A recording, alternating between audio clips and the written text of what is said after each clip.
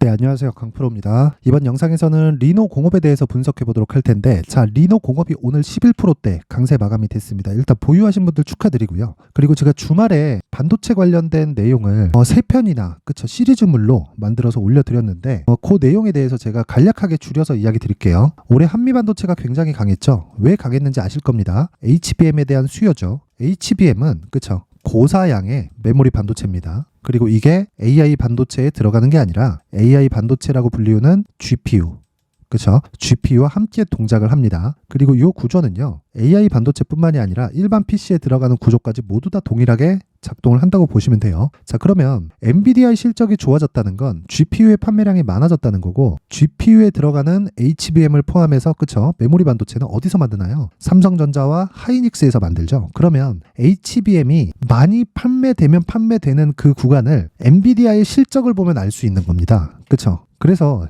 엔비디아의 실적을 이렇게 보면요, 간단합니다. 자, 여기 엔비디아의 실적인데 여기 보세요. 이렇게 보시면 됩니다. 자, 올해 주당 순위 그쵸? 이번 3분기에 4.02달러예요. 자, 근데 생각해 보세요. 올해 초에 대비해서 한 3배에서 4배 정도 상승이 나온 거죠. 정말 어마어마한 상승이 나왔는데, 제가 이야기를 드리고 싶은 내용은 엔비디아는 그쵸? 그 큰 종목이 정말 세계에서 한국이나 미국도 아니고 세계에서 손에 꼽히는 기업이란 말이에요. 그 정도로 거대한 기업이 올 한 해 상승폭이 5배 가까이 됩니다. 자, 그러면 여기서 한번 생각해 보세요. 주가가 먼저 반영한다는 겁니다. 그리고 나서 실적에 대한 확인을 거치면 바로 상승을 하는 게 아니라 최소한의 매물을 받아먹고 난 이후에 그쵸? 미래 가치를 반영해서 주가가 추가적으로 올라갈 수 있다는 거예요. 자, 그러면 엔비디아 같은 경우에는 지금 100불 초반부터 시작해서 올해 그쵸 500불을 찍고 지금 조정 구간에 들어갔기 때문에 당연히 조정을 받아야 되지만 실적에 대한 확인이 됐어요. 자, 그러면 제가 그 구조에 대해서 이야기를 드릴게요. 엔비디아에서는 GPU를 만들고요. GPU가 동작하기 위해서는 메모리 반도체가 필요하고요. 메모리 반도체를 주력으로 생산하는 기업은 한국에 딱 두 곳이 있죠. 삼성전자와 하이닉스.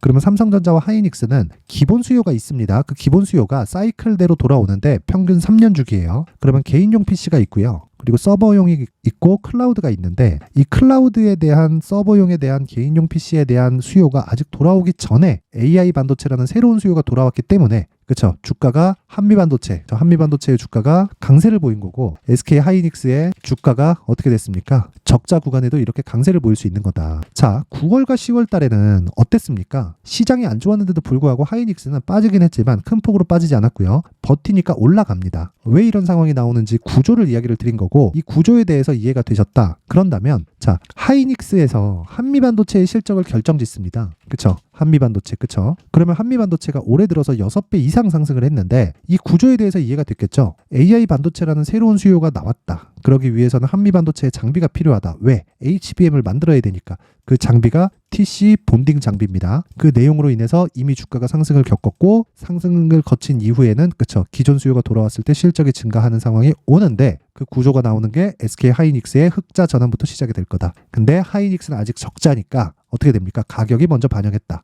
그러면 앞으로도 반도체를 추적을 해야 되는데, 언제까지? 하이닉스가 흑자 전환이 될 때까지. 그리고 나서 기존의 실적을 넘어설 때까지. 아직까지 많이 남았어요. 반도체는 아직 많이 남았습니다. 근데 한미 반도체를 봤을 때는 뭐가 됩니까? 그쵸, 저가 대비해서 6배 올랐고, 저는 이 구간에서 공략을 했는데 대략 한 2만원, 저가 한 만원을 보고, 제가 만원에 정확히 산 게 아니라 못 사요. 그거는 저가는 어차피 못 잡습니다. 그쵸? 그래서 이 저가에 정확히 산 게 아니라 바닥을 확인하고 신고가를 달성한 이후에 매수를 했고요. 그 매수하는 과정에서 그쵸 25,000원 정도의 가격이 됩니다. 그 내용이 여기 강프로의 무료 소통방에 정확히 나와 있고요. 자, 요 내용을 보면, 자, 보세요. ISC를 먼저 매수를 했고, ISC를 매수한 내용으로 자, 한미반도체를 이동을 했다. 그때 가격이 24,000원대였다. 그쵸? 간단하게 이해를 하시면 되는 겁니다. 근데 지금 한미반도체의 가격은 6만원 이상 된다. 그쵸? 오늘 종가 59,700원이네요. 그쵸? 좀 내려서. 근데 먼저 올랐기 때문에 그렇습니다. 그러면 이렇게 나오게 되는 근거가 신고가라는 거고, 저는 항상 말씀드리지만 가격이 먼저 반영합니다.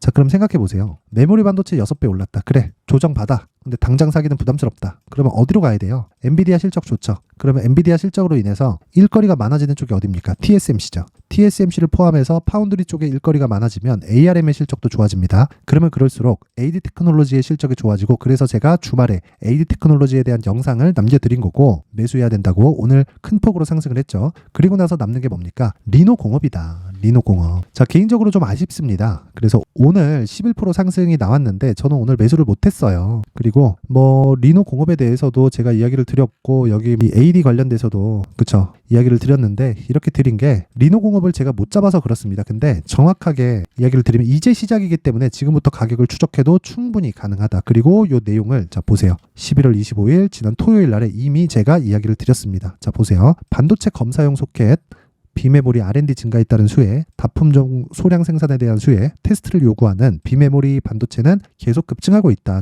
그 중에 테스트 업체의 절대 강자가 리노공업이고요. 그리고 고사양화, 즉 미세화 공정으로 들어가면 들어갈수록 한미반도체 다음 타겟이 되는 게 리노공업이 된다. 이익률 한번 보겠습니다. 실적을 보면 뭐 더할 나위 할 게 없습니다. 물론 고가 대비해서 조금 떨어지기는 했습니다. 그쵸? 예상치가 조금 낮게 잡혀요. 근데 이익률 자체가 애초에 넘사벽이다. 왜 이런 걸 엔비디아를 포함해서 그쵸? ARM도 그렇고 이런 대기업들이 이 정도의 마진을 주면서 쓸까요? 매출 규모 자체가 크지 않아서 그렇습니다. 무슨 얘기냐면 2천억, 3천억 이 정도의 돈을 하이닉스 수십 조씩 매출이 나오는데 그쵸? 이런 과정에서 왜 2천억, 3천억에 대한 부분 때문에 하이닉스에서 신경을 쓰겠습니까? 그쵸? 차라리 그래 너네 마진 먹을 거 먹고 우리는 본업에 집중하겠다. 이렇게 간 거예요. 그쵸? 분량을 잡는 건 너네 탓이다. 그쵸? 근데 그쪽의 절대 강자가 리노공업이라는 겁니다. 자, 그럼 내용 정리가 어느 정도 되셨죠? 제가 계속해서 이야기를 드리는 반도체 쪽의 순서는 그쵸? 엔비디아를 필두로 해서 어디가 됩니까? 삼성전자 하이닉스로 연결이 되고 이쪽으로 연결되는 조짐이 조금이라도 보이면 한미반도체가 튀기 시작하고요. 한미반도체가 튀면 튈수록 삼성전자와 하이닉스의 실적은 좋아질 수 있다는 내용이 계속해서 만들어지고 그럴수록 엔비디아의 실적도 좋아지는 상황이 벌어졌을 때 리노공업을 포함해서 AD 테크놀로지 같은 종목의 실적이 앞으로 좋아진다. 여기까지가 내용의 끝입니다. 자, 이런 부분을 내가 실시간으로 그쵸? 잘 모르겠다 하시는 분들이 있을 텐데 그러면 여기 소통방으로 들어오세요. 그리고 소통방에 대한 부분은 제가 계속해서 말씀드리지만 일단 신고가 매매만 위주로 하고요. 그리고 어떤 종목을 매매했는지 오늘 딱 보여드리겠습니다. 길게 이야기 안 드릴게요. 두산테스나 당연히 반도체 종목이고요. 오늘 움직임을 보더라도 그쵸 종가 6.2%에 마감이 됐고요. 시가 마이너스 1.38% 그쵸 시가 대비해서 한 8% 정도 수익 구간에서 종가에 매도가 됐습니다. 그리고 에코프로버티 자 오늘 그쵸 장중에 상한가를 갔지만 상한가 마감 못했고요. 종가 25.73%에 마감이 됐습니다. 다시 말씀드리겠습니다. 에코프로버티 관련된 내용도 제가 이야기를 드렸지만 무엇보다 중요한 건 그쵸 모든 종목을 신고가의 기준에서 제가 매매를 하고 있고요. 그쵸 언제 나갔습니까? 8시 57분 8시 59분 그쵸 장시작 전에 나갔다. 즉 신고가에 대해서 이해를 했을 때 이런 매매가 가능하다. 그렇게 이해를 하시면 되고 오늘도 이렇게 급등세에 성공을 했다. 자 그래서 정말 간절하다 하시는 분들은요 소통방으로 들어오세요. 그리고 제가 무료로 공개를 하겠지만 딱 1000분까지만 받도록 하겠습니다. 자 입장 방법은 영상 상단에 있는 전화번호로 참여라고 문자를 보내주시는 분들에 한해서만 제가 강프로의 무료 소통방 입장 링크를 순차적으로 공유를 해드리도록 하겠고요. 자 그리고 다시 한번 말씀드리지만 리노공업은 지금부터 준비를 해놓지 않으면 그쵸 고가에 너무 많이 올라가서 또 살라 그러면 물릴 수도 있고 힘들어질 수 있습니다. 어느 정도 갈지는 뭐 디테일하게 이야기 드리지 않겠습니다. 개인적으로는 60만 원 정도를 보고 있고요. 물론 시간이 걸리기 때문에 그 과정에서 매매를 하는 그쵸 트레이딩이 약간은 필요합니다. 근데 단타를 치더라도 아까 전에 제가 소통방에서 보여드렸던 것처럼 그쵸 장시작 전에 진행이 되고 기본 물량을 넣어 놓으면서 계속해서 매매 진행을 이어가는 상황을 만든다. 즉 장중에 올라가는 거 확인하고 매매하지 않는다는 겁니다. 자 이런 내용에 대해서 이해를 하기 위해서는 뭘 해야 되느냐 가격 조건을 이해를 해야 된다. 자 무슨 얘기냐면 리노공업의 가격을 즉 내가 얼마에 사야 되는지가 가장 중요하고요. 이걸 토대로 2주 안에 내가 수익으로 전환을 시킬 수 있는 가격대를 잡는 게 정말 핵심 사항입니다. 자, 다시 말씀드리지만 주식시장에서 강세를 보이는 건 실적도 아니고요. 어떠한 호재거리도 아닙니다. 가격이 먼저 뛰고요. 가격이 먼저 뛰기 시작하면 호재가 붙기 시작합니다. 그래서 가격 파악을 먼저 해야 된다는 거고 이런 부분은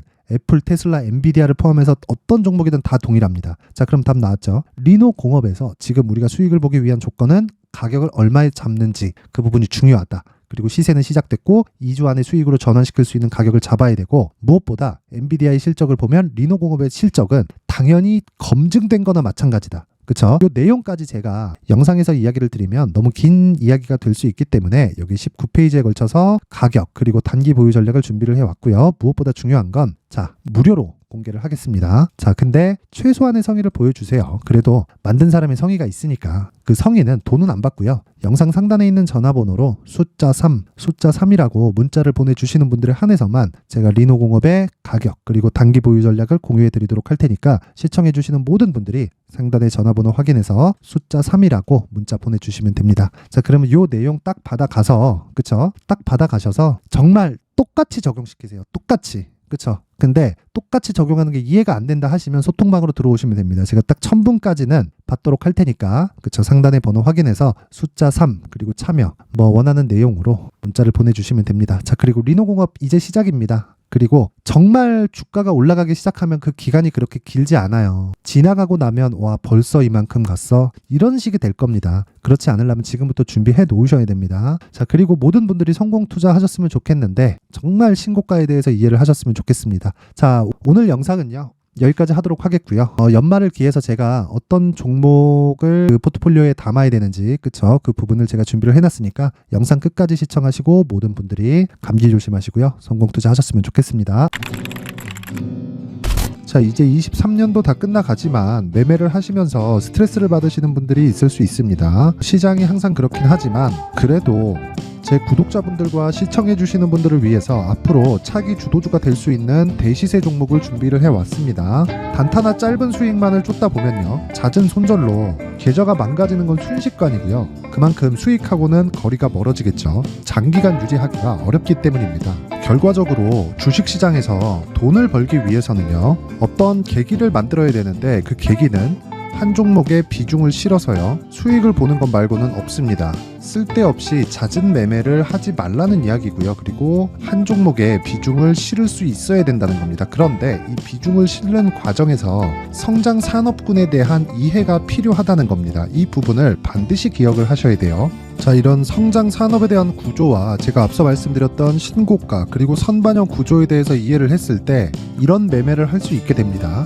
2월 7일 강프로의 대시세 종목으로 에코프로 매수가는 17만원 이에서 진행이 됐고요. 그리고 목표가는 50만원부터 자율 매도 구간으로 잡았죠. 예상 수익 범위가 200% 이상으로 되어 있는데 신고가 이후에 선반영 평균치가 200% 이상이기 때문에 그렇습니다. 자, 그런데 에코프로가 2차전지 양극재 기업이죠. 2차전지 양극재는 친환경이라는 범주 안에 속해 있다고 보시면 됩니다. 근데 제가 항상 이야기를 드리죠. 시세는 항상 연결된다고요.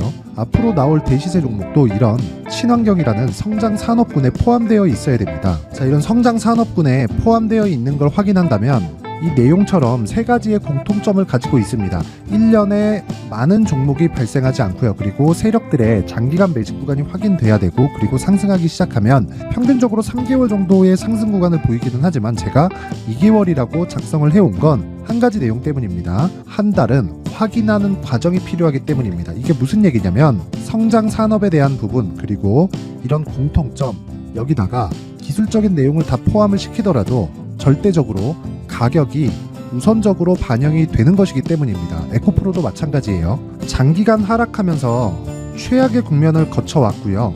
이 구간에서 먼저 하락을 했다는 건 앞서 말씀드렸던 내용처럼 고가에 대한 부분이 아니라 저가, 즉 나쁜 부분을 반영한 이후에 신고가를 발생을 시켰다는 건 앞으로 좋을 부분을 반영이 되고 있다는 거죠. 그런데 본격적인 시세는 신고가 이후라고 말씀을 드렸고 지금은 매물 소화 과정을 보내고 있습니다. 앞서 말씀드린 대로 가격 먼저 분석을 끝냈죠. 그리고 나서는 정부 정책의 방향과 맞는지를 체크를 해야 되는 겁니다.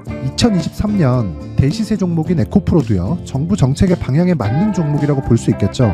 물론 이런 종목들도요 신고가 이후에 시세를 낸다는 건 반드시 기억하고 있어야 됩니다. 자, 이런 내용을 토대로 23년 상반기 에코프로와 같은 대시세 종목을 준비를 해왔습니다. 자, 하반기 대시세 종목은 영상 상단의 전화번호로 대시세라고 문자를 보내주시는 분들에 한해서만 공유해드리도록 할 테니까 영상 상단의 전화번호 확인해서 하반기 대시세 종목으로 큰 수익 내셨으면 좋겠습니다.